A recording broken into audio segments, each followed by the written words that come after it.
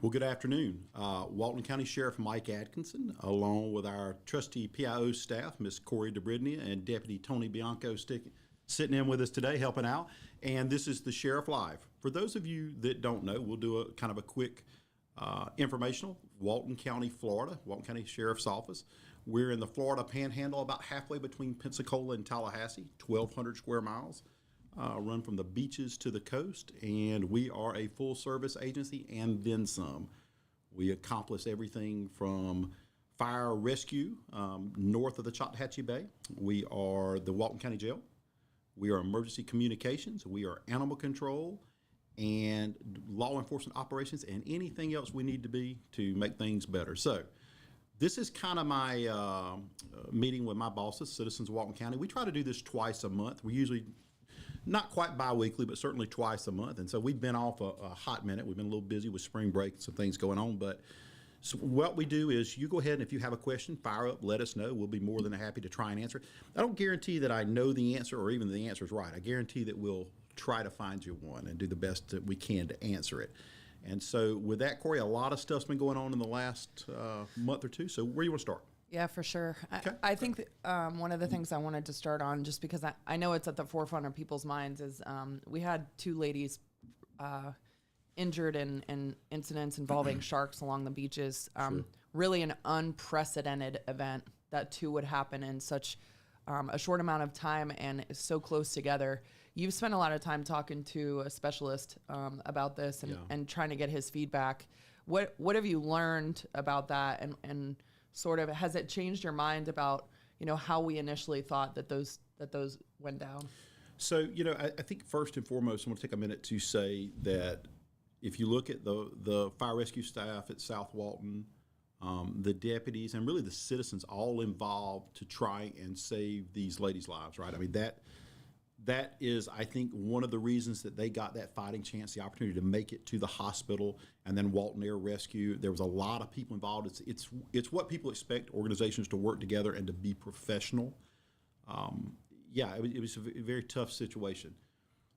So for those of you who aren't aware, we had one incident in which the first victim, who was in her 40s, was badly bitten in one location in the Watersound area. And then approximately 90, give or take 90 minutes later, there were two teenage girls who were bitten. One of them, actually both were bitten badly, but one of them very, very severely in the arm and in the leg. And in both cases, they were in that range of about what I would call chest deep water, waist to chest deep water. And so we had the opportunity to talk to a shark expert, one from Sarasota and one from the University of Florida. And what he essentially said to me was, and we spoke for probably about an hour and a half on two separate occasions, that probably one of the larger predatory, like a bull or a tiger shark. It seemed to be more indicative of a bull shark, but without more information, it's really hard for them to tell. Yep. Definitely not the same animal. He said just based on the time and distance, or it's not the same fish. And what happens is as things are warmer, as the water's warmer, bait fish are closer to the shore. It was a very hot day that day, and you had a lot of people in the water. So, sharks get confused. They get agitated by swimmers in the water and the bait fish. But I want to be clear, because we've seen some really cruel and unfair comments really toward our victims. This was an incredibly tragic situation in which these women were hurt badly. Life-threatening and life-altering. And so, I think sometimes when we sit behind keyboards, we forget that there are real people involved. And, Sure. For these ladies involved, and the third victim actually had a pretty severe injury to her foot. And we don't talk about that as much because we don't think of it being life-threatening. But she had a pretty bad bite to her foot as well, too. But I think at the end of the day, these are the things that are unpredictable. We could go 50 years and never have another incident. That's the reality of it. I think we all should be cognizant when we get in the water, primarily of the flag system, but also, rip tides, things of that nature. But it doesn't hurt to be aware that the sharks, yes, the sharks are always in the water. Yes, they're there. There's certainly things we can do to mitigate that. But I want to be clear, I've heard nothing that these women did that in any way impacted that. It was an unfortunate act of nature, and I don't know any other way to say that. Yeah. And so they're both dealing with all three, but particularly two are dealing with life-altering injuries. And so, we're certainly got them on our minds. Sure. And, the community has really rallied around not only the women who were affected, but the families who helped both of them that day. And just kudos to you talk about being at the right place at the right time. You had some people who essentially saved both of their lives. And interesting from the sheriff's office standpoint, we have beach patrol deputies who are EMTs, which is that's a great thing. We're very proud of that.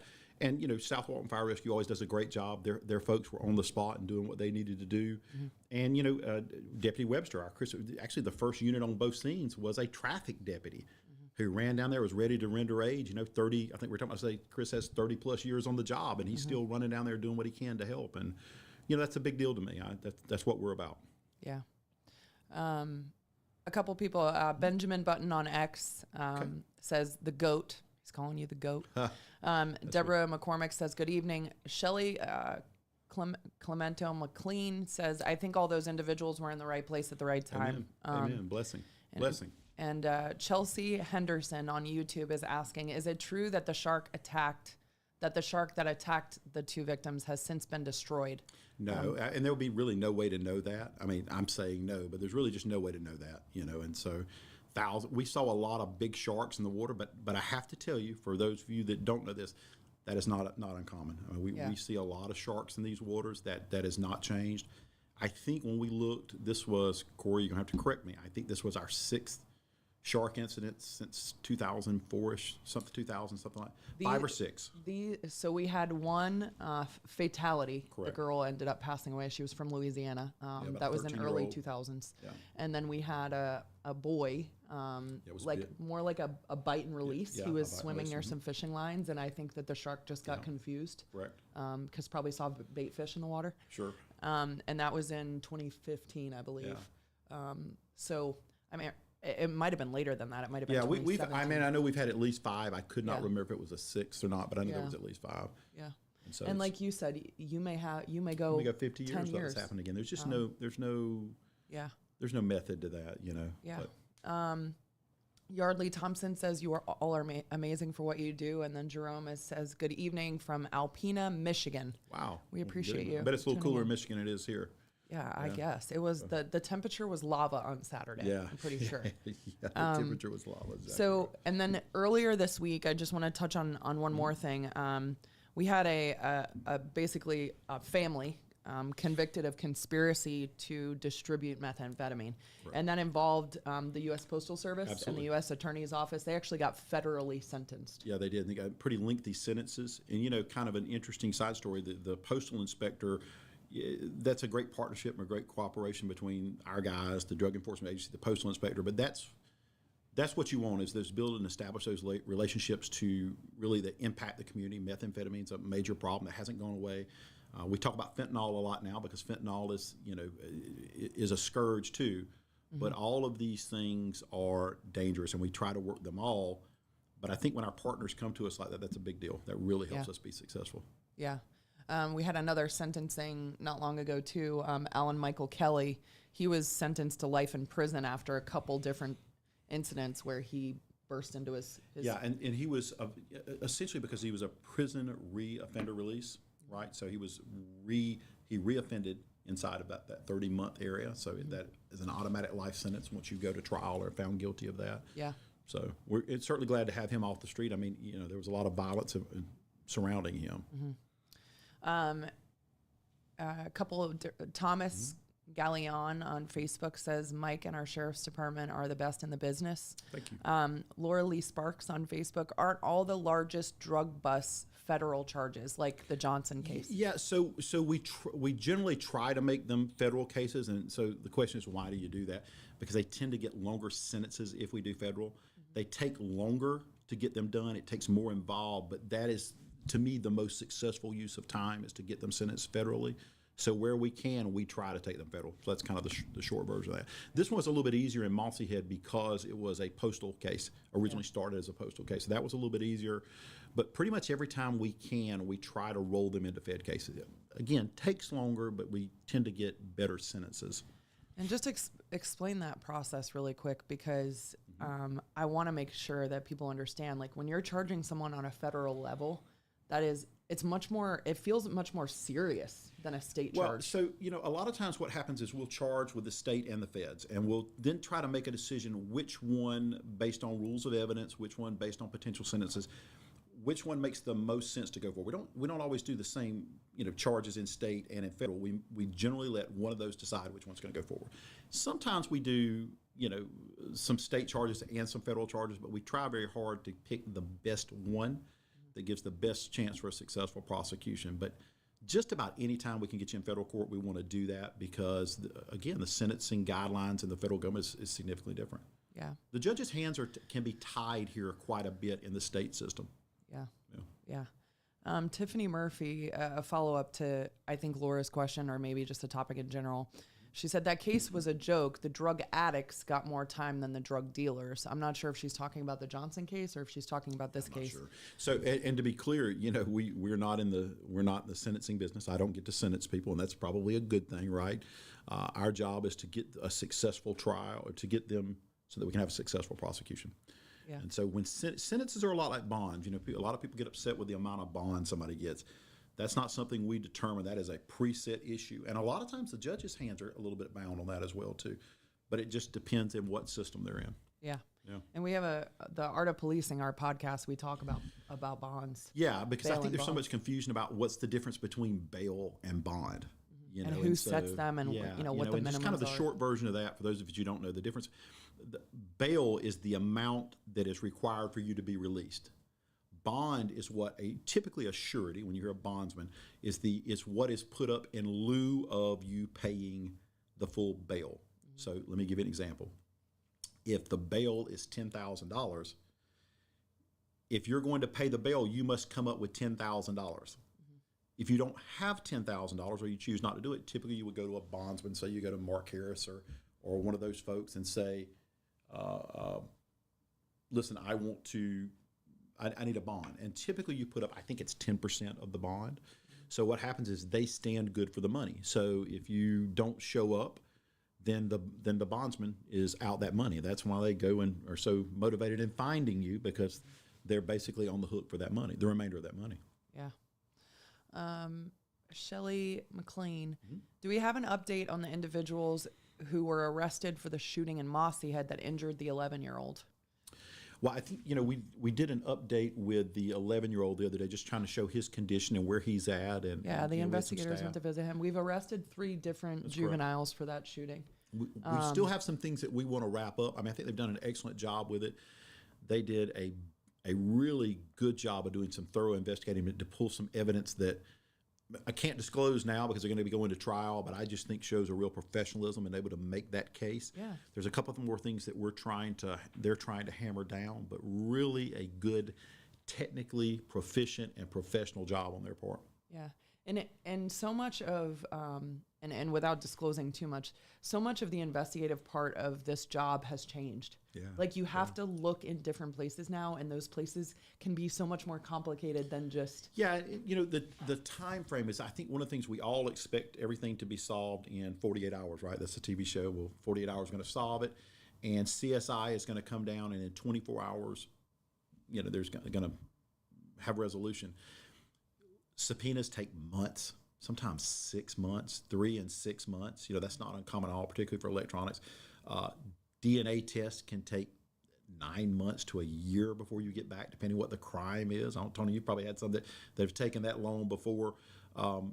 It's just a lot longer process. And so it's so important to do it right the first time so that you don't, if you make paperwork mistakes, then you got to do it again. Then you add another 6 months or another 3 months. Yeah. And so that's really the key. It's the quiet part of the job, the professional job of the job, that sometimes people don't see, but that makes a difference. Yeah. And he was just like radiating when the investigators visited with him the other day, and they brought him some treats and his favorite candy, and his mom has been by his side every waking hour since, and he has been hospitalized since May 2nd. So it's a long time for a kid to be 11-year-old. to be in the hospital. Sydney Lindley wants to know if you have a Topo Chico contract. I should get a, yeah. This is not paid advertising. We should have like a little Put my censor duct tape thing over on the top. there. Yeah, I need my duct tape on the top of that. Yeah. Well, I'm at my 2-copy limit, so I could have been vibrating today. I'm going to be honest with you. Yeah. Melissa Young, curious how an investigation that takes time and effort to arrest someone who has charged with 6 counts of sexual abuse of a minor, how does that said person get arrested on Saturday and bond out on Sunday? Yeah, so unfortunately, that's kind of what I was referring to. The bonds are, a judge sets a bond based on what the charges are. They have kind of a window and leeway, and they make a decision what the bond. And so there's essentially under Florida law, you're entitled to a bond unless basically 2 things. One, you're an imminent threat to the community, or 2, you're a flight risk. Those 2 things really impact that. Now, I can already hear the question is, well, if you've had 6 counts of sexual abuse of a child, then you're clearly a threat. But that's not how the court necessarily looks at it. They have to decide whether or not this person is eligible for a bond. So I don't always know, and I would be incorrect to tell you what the formula for that is. I really don't know, but it can be very frustrating for us too, and I know it's frustrating to the public, but it's not something that we have any real control over. Sure. Ashley Langford, greetings from Texas. Oh, outstanding. Not to over discuss the shark topic, but from the air, do you think it looks normal this time of year or pretty typical? Yeah, listen, over the years, we've seen this quite a bit. There sometimes there are more sharks than others, but typically they follow the bait fish in. That's kind of what the expert said. From our folks that fly, we thought we're a little bit more, but that's anecdotal. We're also paying attention and we're looking to it. So it's just hard to say that one way or the other. Yeah. But there's always a lot of sharks. That's just the reality of it. Yeah. Carrie Robinson on Facebook. When are you going to arrest YouTuber Alan Osborne spewing all that garbage he spews? Yeah, listen, one of the things I always say about the office of sheriff, and this is an important thing, I think, is one of my primary responsibilities first is to make sure the public is safe and that my deputies, firefighters, detention deputies, dispatcher, that our staff is taken care of and they're safe, right? That's my goal. The other thing is to protect the integrity of the office. And, I've been doing this 30 plus years now, and that still means something to me. And so even though I may dislike something, I may dislike someone's speech, I may dislike something they did wrong, I'm very careful not to use this office or allow this office to be used to get drug into those kind of things. So I'm sympathetic to where you're coming from with it. We certainly don't like that. We see some things that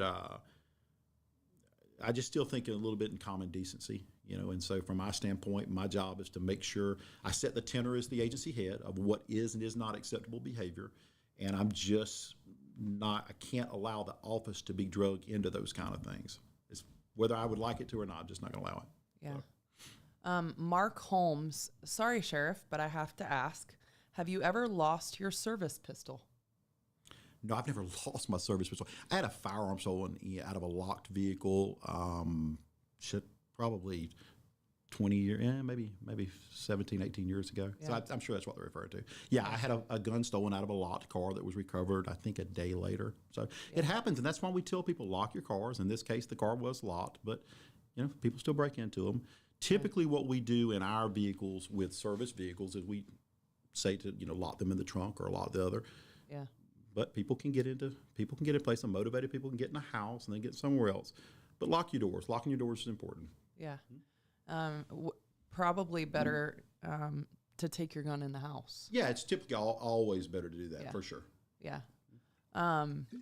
Carrie Robinson, and I think she's saying no bond needed for a sexual predator. Yeah, I agree. Listen, I agree. Well, and Carrie, I just want to be clear. I agree with you. I don't. If kind of my rule of thumb is if you hurt a child, you shouldn't be eligible for a bond. That's the way I feel about it. If you're posing an imminent threat to where you have expressed a desire to harm or shown the willingness to harm, I would prefer that they didn't receive bonds. And if they did, I wish they would give them GPS. I like GPS monitors. I like a lot of those kind of things where they. Do you feel like those are utilized in the county? Or do No, we utilize you them know, here? there's plus and minus too. We don't use them much. It's pretty rare that we're used here. Okay. But you know, for risky, we have used them, but for risky people, I think it's a good thing. It's probably a good thing. Yeah. Derek Gossett on Facebook, can you really sue or arrest someone if they're putting out true information? No, so just to kind of back up for a second, you can't arrest someone for putting out information in general. I mean, quite frankly, that's inappropriate, and it'd be an inappropriate use of law enforcement or police resources. So remember, just because you don't like something doesn't make it illegal, right? Now, suing, can you sue somebody if it's true? Probably not if it's true, but quite frankly, most of the time, even if it isn't true, most people aren't going to sue. What you can't do is libel or slander or those kind of things against normal citizens. A little bit different with elected officials. Elected officials kind of have to listen to it. That comes with part of the job. Sure. Yeah. That was our last question. I'm kind of caught up, but Okay. I wanted to talk about a couple of things. My Topo Chico habit. Well, Yeah, I'm besides sorry. that, our school resource deputies Right. would be remiss if I didn't mention that we have Summer Splash coming up. Absolutely. That is separate from our back to school Splash Bash, which is our backpack giveaway and our supplies Sure. giveaway. So we just had one in Defuniak. It went really well. And now we're having another one on July 13th in Freeport at the middle school's football field. That'll be 11 to 2, and it's just the bouncy houses and the water slides, and maybe we'll have the foam cannon out there and fun. And then later on in the month, in July, we'll have the Splash Bash. And Tony, you were there last year, and it was just absolutely wild. so Yeah, fun. yeah, I was Yeah. on the foam cannon. Yeah, Yeah. the foam among cannon. other Yeah. things. Yeah. How many kids, Tony, did y'all have out there? Would you guess? I think we gave away between 700 and 1,000 backpacks. 700, 1,000 backpacks, Yeah. and that came from people that trying to make a difference in these kids' lives. Yeah. Every little thing matters like that. So Yeah. I think it's a cool thing. Yeah, We're and we've excited. created events for those, so you can find out more information. The Back to School Splash Bash, the backpack giveaway is on Saturday, July 27th, and then the Beat the Heat Summer Splash, where they're just going to do the water slides and things like that. And I'd make a side note about this, and I think we've said this a couple times over the years before, but typically if we seize money in a drug deal or something like that, some version of that, what we try to do is, our position has always been to donate that money to children's charities or prevention charities, because I think that's the best use for it. We don't need to be buying new cars with those kind of things but you can impact a kid's life with those backpacks. I mean, I feel like it matters, and so we're going to continue to try and do that. And we've got a couple of seizures been sitting out. We've got one for about $500,000 that has been sitting out. Gosh, it's from the Freeport case, so however long that's been. Yeah. And we're waiting for that distribution of funds, but that's kind of the plans to use those kind of things where we Yeah. can. Yeah. Yeah, great. And those events again are the 13th and the 27th. And we think it's really good that the school resource deputies just get to interact with the kids. Yeah. Really. Yeah. And we love to do it. Yeah. When school gets out, we lose all of our students. Yeah. So, one thing Tony and I were talking about before, and Tony, you're at Gateway, right? So one of the things that we say about our SRDs is how this has changed over the last 20 years, and the way people interact with their SRDs. And listen, it's a shame that we have to be there, but what a great opportunity to build relationships with these kids, and having them in from elementary school through high school, I think makes a difference. And one of the things we did differently, I think, with our SRDs is we picked people that want to be around children. We don't want some grumpy Gus that can't build a relationship with a kid. And it has paid so many dividends across the county in relationships with these kids. I think it's one of the best things that we do.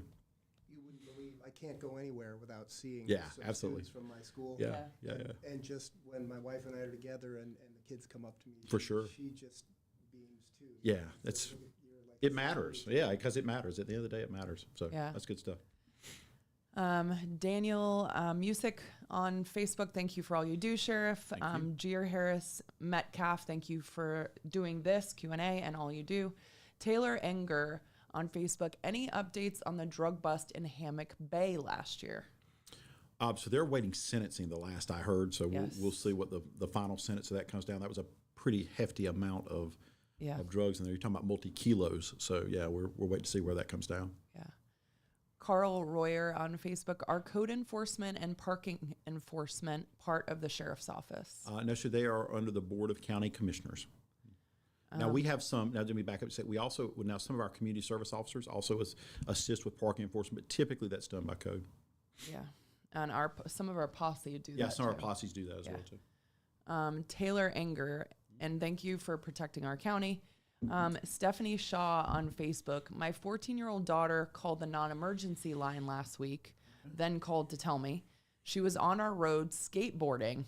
No one responded, but called her about an hour later. Is this typical when a minor calls? She called to report someone was racing up and down the road, and it made her nervous. She knows now to call her parents first, but I'm still curious as why a deputy didn't respond. Yeah, that's absolutely atypical. If you'll shoot first of all, they have to respond to every call. That is our policy. They have to go to a call. They don't have an opportunity not to go to a call. What I would do is shoot Corey an email. Let us check in that. We'll have a supervisor follow up with you and make sure what the circumstance was. So the question would be whether or not they came and they didn't make contact with her. Maybe some other reasons, but we'll run that down and find out for sure. But yeah, the date. If you'll just tell the date and time, email. Yeah, they should respond. Yeah, they have to. They have to respond. They don't. And our email is, I believe, pinned to the top. So if you would just email me, Stephanie at pio@waltonso.org, we'll track it down for you. Yeah, that doesn't matter if it's juvenile or not. Yeah. They're going to come. Yeah, for sure. On YouTube, Nathan Boyan, who builds our patrol vehicles? Typically, we get you, and I'm assuming you mean the aftermarket stuff. Sometimes it's done by the dealership, depending where we buy a number of cars from Triangle Chevrolet here in Walton County. We buy some from a couple of different places in the state off of what's called a state contract. Mm-hmm. So the state contract is where the lowest price is negotiated, so you don't have to go out and bid them out. We already know this is the lowest price that we can pay for them. Mm-hmm. And we buy ours already outfitted to try and drive that cost down. And then sometimes it can take a little longer because you're waiting on a particular piece of equipment. I don't know where we bought the last few times, South Florida. I only know with the Chevy products we buy here locally. Yeah. Because our patrol cars are Fords largely. Yeah. And then some of our other cars are Chevys, our trucks and whatnot. I think we get them from Bartow, don't we? Yeah, I think so. Yeah. I think that's where it's at. And then, depending on what process you're talking about, like we send a lot. I got to give a shout out to our fleet guys. They build out the inside of a lot of our cars, installing radios and all. Listen, and when you see that with our fire trucks, our fire trucks, first of all, you order a fire truck like 3 years, 2.5 to 3 years in advance. Yeah. Right. But what we found is when we added a fleet technician in fire, that was a dramatic improvement to be able to keep our ambulances and fire trucks in service and moving. So, yeah. If we can do it in-house cheaper and it makes sense, then we'll try and do it. If not, we try to contract as much as that we can out on the front end. Yeah. But you're talking about, just to be clear, you're talking about millions of dollars for those two things. Yeah. Carrie Robinson, my last question is, when is the next breakfast with you all and a possibility to discuss the new homeless law that is about to go into full effect? Yeah. I am affected by this law. I'm not one of those drunk drug addicts someone who steals, but not all homeless are bad. Oh, 100%. And I'm not sure, you can, not to get in your business on the air, but you can email us and we'll send somebody out to talk to you and try and resolve and work through that. I don't think that by and large, just because you're talking about with the park situation and the public area, I don't think that would overly affect you. We don't have that type of issue here per se. But if you want to send somebody out, if you want to shoot us some email, and I'll get somebody to come out here and talk to you. We'll see about trying to work through your issues. Yeah. Yeah. Brandon Newsome. Hi, Brandon. Have you ever thought about running for governor when DeSantis terms out? No, sir. I have not. Next question. Lori Fain on Facebook. I met one of your sheriffs, and I was so blessed to hear him say, I do this because I love people. And any are of service, it's crucial. Yeah, amen. I mean, listen, you got to want to be here. So here's, and again, Tony and I were talking about this before we start. We hire character, we teach skills. We hire character, we teach skills. I can teach anybody. Knowing how to shoot, knowing how to drive, anybody can be taught that. Basically, anybody can be taught that skill. Making good judgment, trying to be a decent human being, that comes from in here. And so we try very hard to hire people that we think are, have a good character. Yeah. You don't want people who's going to cheat, lie, steal. I mean, that's the big ones. We expect you not to do that, but we also expect you not to be biased. I mean, not to be let your temper, not let your personal opinions come in no more than you can. So, yeah, just trying to find that balance. Yeah. Nathan on YouTube. I love the Wheeling F-150s and Explorers that I've been seeing. We get those from Bartow, and then we outfit them. I gotta give a shout out. This is not a paid advertisement, to A World of Signs in Fort Walton. They have done all our graphics on our vehicles. We went to a new design, if you will, and they've been really awesome. Sydney wants to know, with the 4th of July 1 week away, I believe it might be nice to reiterate the laws regarding fireworks on the beach and in the neighborhoods. What are the laws regarding times, etc., on the private beach for rental owners giving notice of people checking rental sites and finding open dates, then holding parties, etc.? Is WCSO aware of this happening? So that's a lot of information. So I think probably it's going to be easier for me to do is to have that put out in kind of an informational flyer. We're going to make a note of that, have that up on our website. We can probably have that up tomorrow, the next day. We can use the one from last year. The short version of that is a lot of things actually changed, allowed a lot more with the fireworks that the Florida law changed about a year or so ago, maybe 2 years now, allowing a fireworks that used to be illegal here, which is, that's significantly different as well, too. But we'll get a whole information sheet out, make that public so that you guys can have a quick reference to it. Okay. Mark Holmes, any chance we will have a town hall for the candidates in the sheriff race? And I'm not sure about that. I mean, this is my town hall. I do it every 2 weeks. I can't speak for anybody else. Sydney Stickney, rather. Thank you for all you do. North Walton Doctors Hospital wants to know, how excited are you for the hospital to be open? I'm pretty pumped up. What's amazing about that hospital, and obviously I'm a big fan, for a couple of things. One, having seen the equipment and the services that are now going to be available there, I mean, this is going to be top notch. And I think, just from everything from the cath lab to the MRIs to the orthopedists, from a fire rescue standpoint, we would have issues where if somebody broke their arm, for instance, that we were having to take them to Fort Walton, and you didn't have a choice here. There wasn't a referral here. Now we're going to have some options north of the bay to have these services put in place. And listen, when minutes and seconds matter in people's lives, the fact that we've got this level of quality of doctors here is pretty exceptional. I'm excited about it. I'm a big advocate for it. And I think what we're going to do is try to find a way to maximize that delivery of service and to make sure that we don't take people to Crestview, for instance, or have to drive them to Fort Walton when we can get them here and let them know you got a brand new hospital open up. I'm hoping that's going to be in the next little bit. But if you haven't been down there, I'm sure they're going to do an open house at some point. You need to see what's going on down there. It's pretty exciting. Great. Julie Lewis says David Talley for president. Right. I would vote for him, Julie, if I'm being honest. Dave's trying to get a job as my driver, but I got to tell you, he's a little sketchy behind the wheel sometimes. But he's got the best hat for it. If you haven't seen his hat, so. Yep. Dustin Duggar on Facebook wants to know, can you clarify the details on how drug money and possessions are used by the county? How do these things get divided up? Yeah, so they don't get divided up, but we handle that. So what we do is I make a decision on charitable organizations to donate them to. So typically what we've done, and I think we looked, I may be up and down a percent, but I think we've given away 97 to 98% of everything we've ever seized or been given to children's charities. So we've done the Sheriff's Youth Ranch, we've done the Children's Advocacy Center, we've done the Boys and Girls Club, we've done a bunch of different charities. Kind of my general thought is, where can we make the most impact across the board to make bad money good? How do we do that? How do we make bad money good?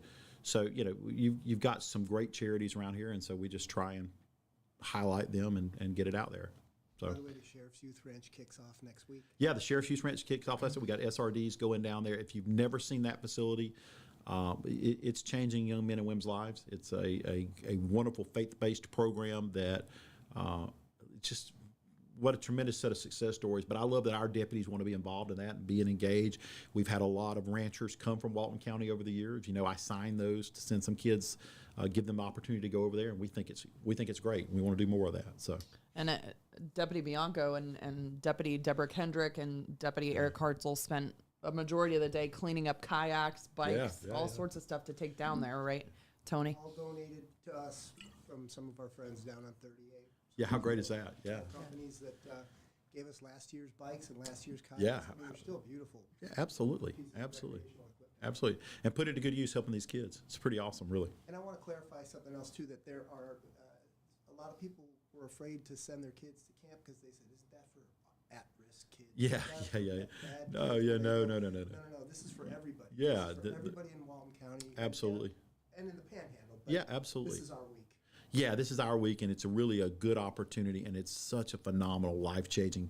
The success stories that come out of the Sheriff's Youth Ranch are really, you'll feel like you're peeling an onion. You'll be, a lot of tears up in that thing, but changing people's lives. So, A couple of comments to follow up the question about doing a town hall with the other sheriff candidates. Sorry, they're in a conversation. I gotta. Sonja Elliott, how to say no without saying no. Would you expect less? And Derek Gossett said, if that wasn't an answer from I'm a Politician 101, I don't know what was. I think what you were trying to. Yeah, let me clarify. So, what I'm not, I've said this before, I'm not going to let them use this venue to become a sounding board. First of all, being inappropriate for me to do it.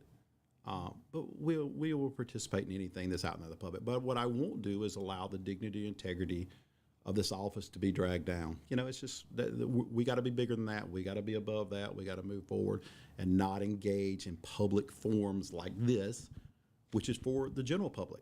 And the other thing is not let our staff take abuse from people who are, virtue signaling, like to hear their name, want to be engaged, and those.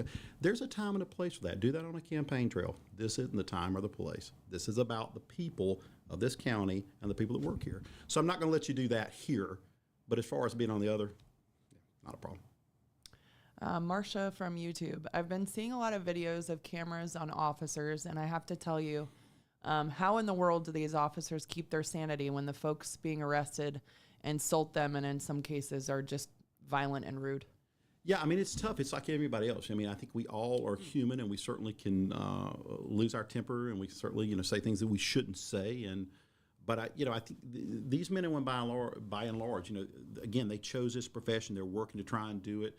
We all have bad days, but that's one thing we try to emphasize is this communication and why it's important. Mm-hmm. But yeah, I mean, it's a tough job. It's a tough job for these men and women to do it. Yeah. Carrie Robinson says, "Thank you for what you do to protect and serve all the dispatchers and fire medics." She's naming it off. The gas leaks. Everybody yes, to make this thing. We get a lot of those blown tires. Unlocking Sure. car services. We actually posted about Leah today unlocking a set of keys from a car on top of a car hauler of all places.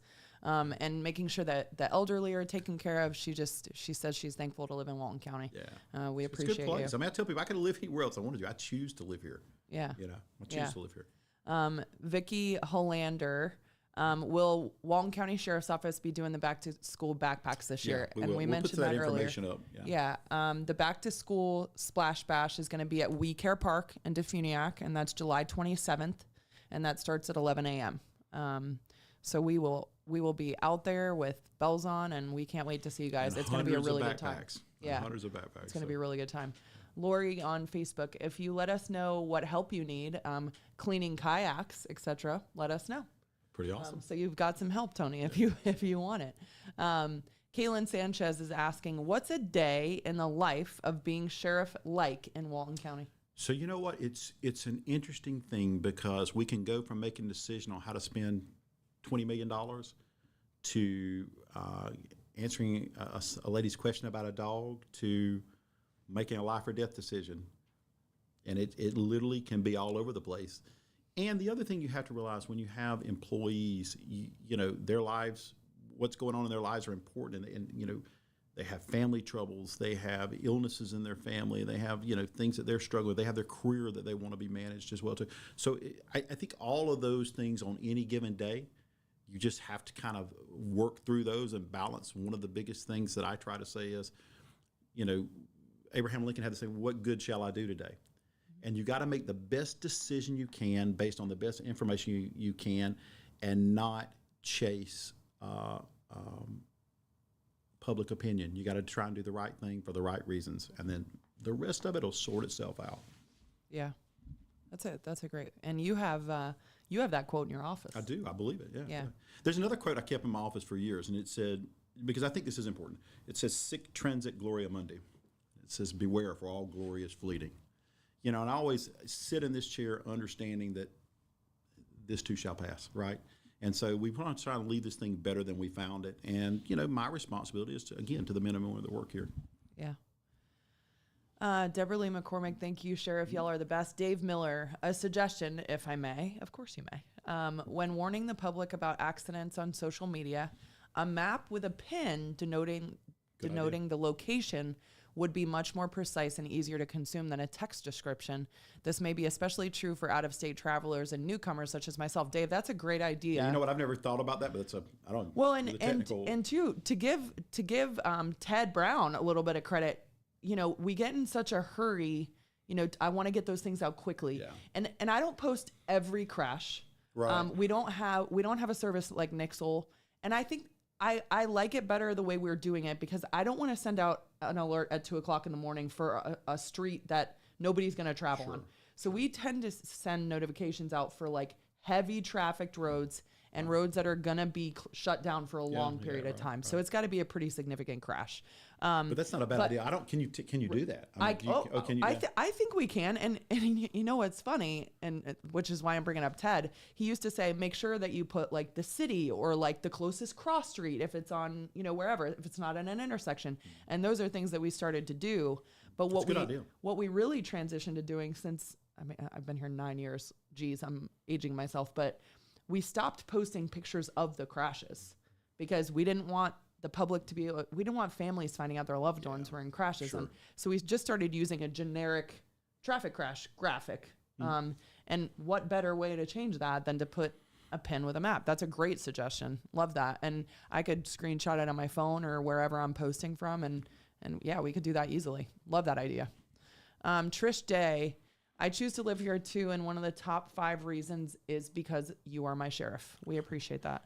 It's an honor, you know. It is. It's still an honor. Yeah. Caitlin Sanchez, thank you for your service, Sheriff. Marilyn Willott, is there a reason why everything for kids is in Freeport or Defuniak? For some people, it is a drive from Choctaw if they can even get there. There is nothing out this way for kids. Yeah, I think one of the 2 reasons, well, actually, it's kind of 2 reasons. One is it's a geographical issue, right? Because we can't really hold them in every community, so we're having to try and pick the biggest areas we can that draws the most amount of kids. And so, like Red Bay would, you know, we don't want to leave those kids out, but at the same time, we've got to be able to enough staff to maybe make it work, you know. And so maybe if we could get a head count in Choctaw or Red Bay or, you know, Mossy Head or wherever the situation may be. You know, it's kind of like where there are 2 or more gathered in his name kind of deal. If we can get enough people, we're willing to try and do it. But we're just trying to hit the most people, which is tends to be in those central areas. Yeah.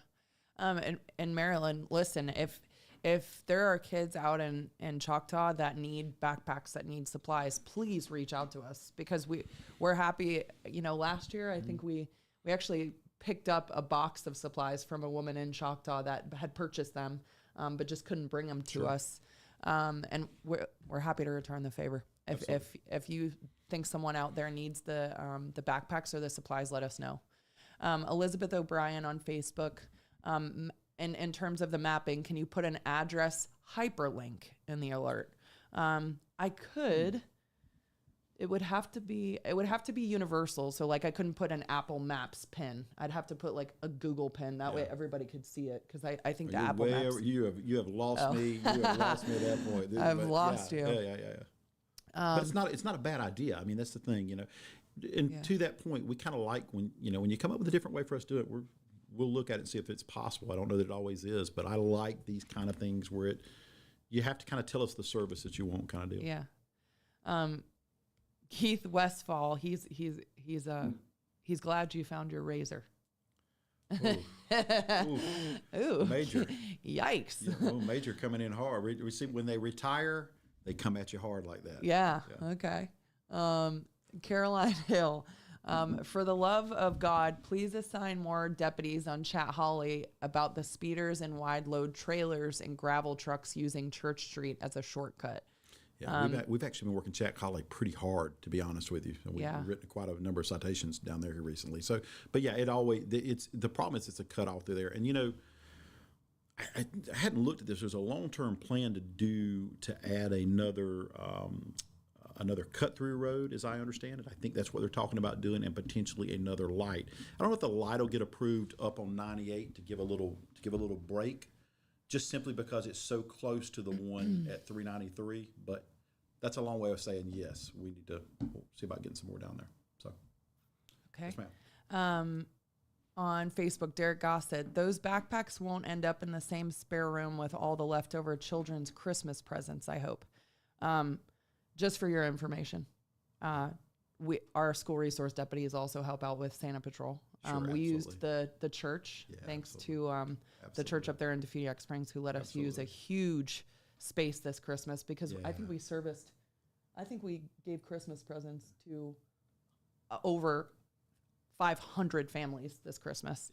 And the leftover Christmas presents go in our training building so that we can give them out next year. Yeah, absolutely. So they don't go to waste. They are well protected, and they're left over so that we can use them for this Santa Patrol. Yeah, and listen, at the end of the day, we want to make sure they get in the hands of the kids and change lives. Yeah. And the truth is, you can't let perfect be the enemy of better. Yeah. You do the best you can, what you have, where you're at. Yeah. So you can have somebody sitting around doing nothing, complaining about what everybody else is doing, or you just try to do the right thing and just start with that. Yeah. Yeah. And we raise money every year for Santa Patrol because we want to be able to service more families every year. And that's what makes Walton County such a great community. You have all these people that are engaged, that want to do something, that want to give back to their community. And that, man, and listen, I didn't start that program. That program was started under Sheriff McMillan, gosh, probably 25 years ago. So it's not Mike Atkinson's program. This is something that's been going on. And Danny Garner, many of you remember a year for Danny Garner and Eddie Ferris, for old school Walton County deputies, and were involved. That was their baby for years, and we just try to keep it going. Keep it bolder and bigger and better, and just kind of going from there. And sometimes that means that there's stuff left over that we can use the following year. Yeah. Earl Wolf, what about single parents that might also need help with school supplies but have to work? Again, great question. Tell you what, that is a good question, and maybe what we can do is if let us work on that, because it's possible. Maybe we could. I don't know that we can always do deliveries, but we can do a secondary spot. Maybe we can, and we can look on it. Tony, we can bring them to the schools. Yeah, we could bring up. Yeah, that's a great idea. So Tony, listen, that's it. So Tony's making a good point. Maybe we could bring them to the school, and then if you miss that opportunity, I don't think we even thought about that before. So. Good catch from Tony here. Deputy Bianco is saying that, listen, maybe we should take this to the school, and then, God forbid they're going to be in a room, but we'll hand them out and try and get them to somebody and do it that way. Yeah. That's a good and Tammy Godwin. Quick, easy solution there, buddy. Just coming up with it on the fly. Tammy Godwin. Coming in hot. Tammy Godwin replied to Earl Wolf just saying, just reach out and let us know. There is always a way. There's always a way. This is the way. I feel like the Mandalorian right now. We're caught up on questions there. Awesome. Was there anything that you wanted to go over that we haven't covered yet? Yeah, well, I think a couple things. One, we talk about traffic for just a second. As we get into this next, the next big spike around July 4th, and I'm going to say this particularly for my fire rescue crews north of the bay, we're going to be dealing, and for South Walton too, this applies to all of us.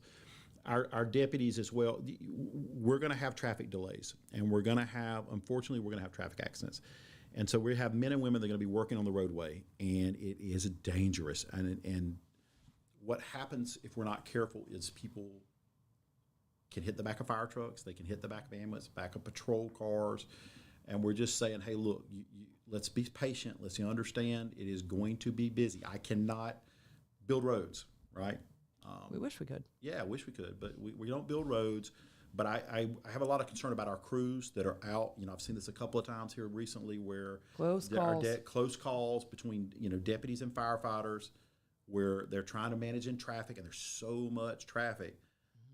We just say slow down. Give it a little bit extra 5 minutes to get there. It's going to be busy. It's going to be super busy the next couple of weeks, but we've got staff out there working. We've got dedicated people trying to do it. I think our new beach community service officers are doing a great job. They're out there with a merry heart, trying to provide some service that makes a difference. We're trying to partner with our lifeguards at South Walton to make sure that we keep in mind with these double red flags, which always scare me. We've been under a high rip current we've got for quite that going some time, on. But I think the other thing is, luckily we've had some rain, but we're worried a little bit about fires the last couple of weeks prior to this, particularly, just with the vegetation being dry, and as we get into the fireworks season, that's going to be a concern. Hopefully we get enough rain that doesn't become a major issue. But those things kind of, always concern us. We just slow down, give it a little bit of time. You're going to get there. If you need something, call us. If you got a suggestion, let us know. Corey, any follow-up question? Anything? Randy said Liberty Fire Department is happy to help with deliveries on the north end of the county. I think that's a great idea. Yeah, I think it is a good idea. And so, and our Walton County Fire Rescue typically goes to Splash Rush with us because they've got to give us the water so that we can have it on the water slides. But we're not going to turn away volunteers too. So whether that's the city of Defuniak, Liberty, Argyle, would love to have you guys help us. Children don't care who it comes from. Yeah. It is care from. Yeah. That's not what that's about. It's to provide some help for these kids. Yeah, so we want to send them back to the classroom with confidence. Yeah, we'll see. And maybe that could help with some delivery too. Because I'm going to go back to what Tony was mentioning. Maybe there's an opportunity to do some deliveries as well too. But we'll see. Yeah, and around for Santa Patrol, but I know. God, they may sit in a storage room until we get them out. If we do that somewhere, I know Tammy. When she does that, she could use the help. I mean, our SRDs. Tony, how many trips did you make with Christmas presents last year? A lot. A bunch. Yeah, A bunch. in the vehicle, and we bring bags and bags to different elements. And the fire trucks would definitely fit more than a listen, we'll start again. I mean, again, raising the funds for Santa Patrol because it takes that much to get it done. But it's between the backpack, the back to school and the Santa Patrol. Those are major impacts, and maybe we could partner with some churches. We've talked about doing that a couple of different times with some different churches because that are also doing it as well too. So maybe crossing those lists together to make sure. And in between those times, we're doing turkey deleveries for Thanksgiving.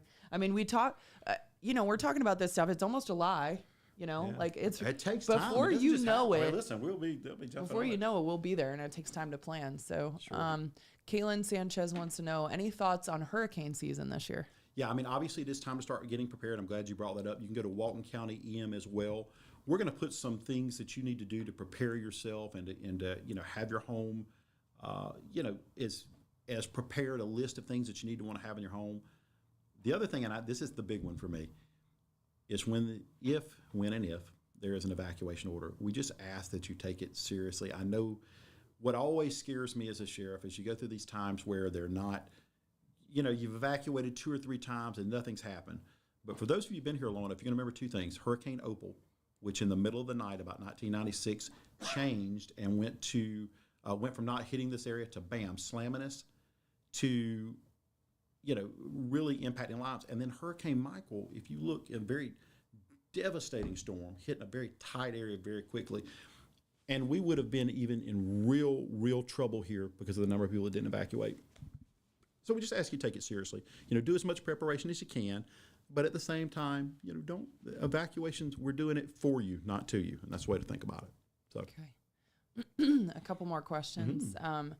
Derek Gossett said, "Cute sheriff. Is it also cute that some deputies told me that they could have used some of the presents for their families last year, but were denied?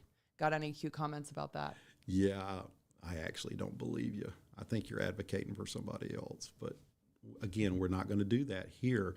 So you have a right to your constitutional right and go vote and do whatever you want to do, but you don't get to degrade our deputies and you don't get to run people down to make a point. So I just don't believe you. Mitchell Miller, this is it's a longer question, so bear with me.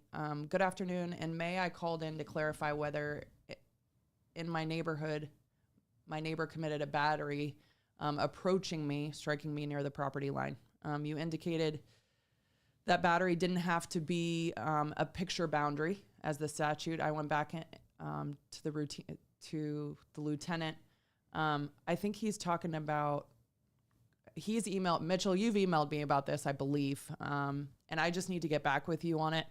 I think that he was talking about like getting battered on a property line, and like you said that it doesn't necessarily matter, but when he talked to some people from our agency, I think he just got Yeah, I apologize. I just don't remember off the top of my head without knowing the facts and trying to do it on air. I'm happy detail to it out, send yep. out there, and we'll make sure somebody reaches out to you. Go from there. I'm happy to address it for you, Mitchell. And I actually I believe, if I'm not mistaken, you called dispatch today. And I will call you tomorrow, and I'll address it with you on the phone. I think it was you that called today and asked for me, so I will make sure to call you back tomorrow.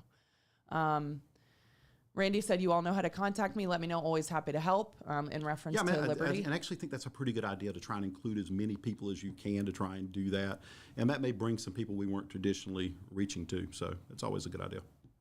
Okay, and then. I'm not going to get into back and forth here, but he said, how else did I find out about the room full of presents? And then Deborah Lee said, love it, Sheriff. Thank you. Yes, ma'am. And Randy said he may be talking about the Matrix. They did have to cut things off last year. And listen, we, like I said, I got to pull that number, Tony, but we broke a record. I want to say it was over 700 families this year. Yeah, absolutely. And we did have a lot of stuff left over. The problem is you might have 1,000 families. Yeah. You might have 2,000 families, but you cannot, again, I'm going to say it again, you can't let perfect be the enemy of better. You got to do the best you can. So yeah. The thing about leftover presents is we get wish lists from kids. Yeah. We go out and shop for them. Yeah. And we take their Christmas list and a bag and a cart, and we go and pick every item out for them in their size and their color and all the things that they wanted. Sometimes we get donations of gifts that are unsolicited that are not for a specific child. Right. Get used Yeah, you don't want to give an 8-year-old boy a Barbie, per se. He may not want a Barbie. Maybe he does want a Barbie, whatever. But sometimes you just don't know exactly what's going to fit for that way, too. So. Yeah. But they can be used the next year when someone says, I want a truck, and we have a truck for them. Yeah, absolutely. Yeah. Absolutely. Yeah. What do you got? Oh, and Mitchell said, yes, it was him that called today. And he said, you all do a great job. Mitchell, I will call you tomorrow. Yeah, we'll try and get you an answer. And Mark Holmes is asking if a town hall was requested. I think by town hall, he means like a debate offsite, like not this kind of Q&A town hall. Listen, I think that's what, I mean, again, I want to be careful because I don't want to mix what I'm doing here. So I'm always trying to be a little bit careful with that. But yeah, we'll absolutely do any kind of debate. That's not an issue. Yeah. And Erica's asking you to speak up, Tony. I think I have his microphone quite far away from him, so he's trying to lean over into it. But we will tell Tony. Tony's soft-spoken anyway, so unlike me. Mark Holmes says correct. Yeah, he's talking about like an off-site. Yeah, what I was referring, we wouldn't obviously do this here. That's not appropriate. Yeah. So. Okay. Anything else, kiddo? I think we're caught up on here. Awesome. And I'm trying to think if there's anything else that you want to talk about. I did want to point towards... touch the jail. I do want to talk about the jail real quick because we've had some graduations that I think are important. We've had some commercial vehicle graduations coming up or just finished up, which I think is very impactful. It's an opportunity to change lives. And, what we try and say is we want to set them with the expectation of success, not the expectation of failure. That's it's in everybody's best interest, I think. So, we're excited about that. We've got a couple heavy equipment operator classes going, and then obviously, they just your graduated too from CDL. Yeah, that's so good that stuff. Was cool. That's good stuff. Chance to change lives. So all that stuff is very good. If there's anything that we can do for you, shoot us an email, let us know. There was a couple of good suggestions tonight. Tony had one about how to handle with the backpacks at the school, and then Randy making the point about maybe some other agencies volunteering, dropping the pin on the map. I mean, I think this is the purpose of this. Always try to look for ways to be better. Yeah. Speaking of being better, Caitlin's making me better. She read on Facebook that the county animal shelter is full, is at capacity, and you are absolutely correct. It is. They were closed yesterday for Juneteenth, and they were closed for a period of time today so they could clean, just because they are so full at capacity. I'm going to be putting out a couple posts in the next few days just to highlight some of the animals there. But yes, the county animal shelter is full. Those people work so incredibly hard. You have Captain Hogaboom, who is like in the kennels cleaning, and Patty, who manages the shelter by the way, we couldn't run that shelter without our volunteers helping too. No, you talk about volunteers. Not, right. Those men and women who come in every day and volunteer. That's kind of really an unsung an unsung hero, that they come in and do this. Yeah. And it makes a difference. Yeah. And just go to the shelter and see if you can find a forever friend. A couple more just comments. Lori Fain, it's been said criticism is the tool of the lazy thinker. Being positive requires creative solutions. I've never heard that, but I like it. Chase on YouTube. The best thing about free speech is the more folks use it, the more you realize how nuts their ideas and personalities are. It didn't work out for Hitler or the KKK either. Yeah, true. Michelle Kutchins, thank you for these Q&A sessions. Caitlin, I just read her question about the shelter. Sorry, that came up twice. Michelle Canterbury, I want to thank the deputy who waited with me for a tow truck late the other evening on 331 South. I unfortunately lost his card, but he represented the people of your office perfectly. We appreciate you. Taylor Anger, I was in our Walton County Jail for 10 years, and I'm forever grateful to be able to attend the dog program in the jail because it taught me what life was about. And I've been sober for 6 years. So thank you guys. That's a great Thanks for putting up with my BS for so many years. Hey, you know what, Taylor? That's what we want. At the end of the day, don't let somebody bring you down. Don't get caught up in the other. You remember, if you take a step off the right, it only takes one step to get back on the right path, right? And if you're putting step after step, day by day, you make a difference. Good for you. Yeah. Very good for you. And Mitchell Miller said hopes to speak with us. He'll volunteer to help clean the shelter whenever they need. We appreciate you. Awesome. And Corey Godwin said proud of you, Taylor. So Corey was a director at our jail for many years. And Taylor, we appreciate you reaching out. That's awesome. And we're glad you're doing better. Incredible testimony there. Yeah, outstanding. Yeah. Good. That's what we want. Yeah. So when are we back, Sheriff? So when do you want to come back? We'll probably be back in 2 weeks. We'll get through July 4th. What does 2 weeks look like, Corey? 2 weeks looks like after July 4th, I hope. Yeah, well, something like that. So we'll be back shortly after July 4th. We'll have an update on how busy that's going to be, and we'll kind of move on from there. As always, if you need something, shoot us an email. Let us know if you got a good idea or a concern, something that we need to address. That's what we're here for. And that's how we get better. Huh? Your chief over fire rescue wants me to mention that we have a cadet program we're about to launch. So I'll go ahead and do that now. Just if Chief feels it's okay to mention that, our fire rescue staff at North Walton is working on a cadet program. Because what we want to do is give an opportunity to the young men and women in this county who would like to have an interest in working in fire rescue, grow our own talent, and so they put in a lot of time and effort. I'm thinking we're not taking Are we taking applications? We are. Taking applications. You can find the application on our website. So it's under waltonso.org. You just go to career opportunities and click that. Well, that's bad. That boo on me because I should have mentioned that up front because they have put a lot of time and effort in that. They have. It's super cool. Chief McEllier and has met with the superintendent. They're going to incorporate it into the schools. We're going to do a rollout on that too. So we'll do a big rollout too. But that is a great program. So we're excited about it. We've got some cool things happening. We've got some cool things happening in fire rescue. Great. Awesome. So we will see you guys. I think the week of the 8th in July. I think that's a good week. Very good. Outstanding. We'll see you then. Yeah.